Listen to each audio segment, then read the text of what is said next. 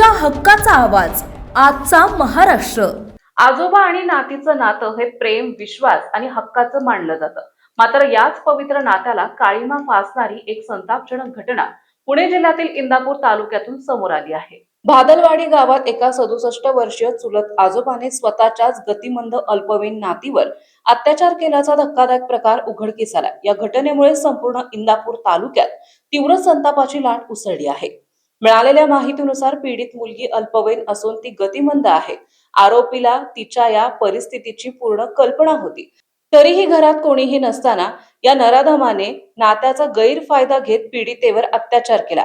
हा सर्व प्रकार समोर आल्यानंतर पीडित मुलीच्या आईने तातडीने भिगवण पोलीस ठाण्यात धाव घेऊन तक्रार दाखल केली। आईच्या फिर्यादीवरून पोलिसांनी तत्काळ कारवाई करत आरोपी शिवाजी चंद्रकांत दानाने वय वर्ष 67 राहणार भादलवाडी यांच्या विरोधात गुन्हा दाखल केला असून त्याला अटक केली आहे। आरोपी हा पीडित मुलीच्या आईचा सख्खा चुलता असल्याची माहिती समोर आली आहे। प्रकरणाचे गांभीर्य ओळखून भिगवण पोलिसांचे एक पथक तत्काळ बादलवाडी गावात दाखल झाले आणि त्यांनी आरोपीला बेड्या ठोकल्या।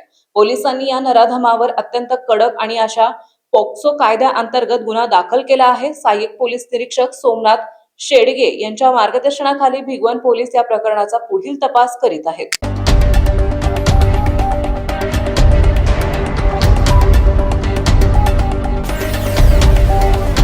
तुमच्या हक्काचा आवाज आजचा महाराष्ट्र।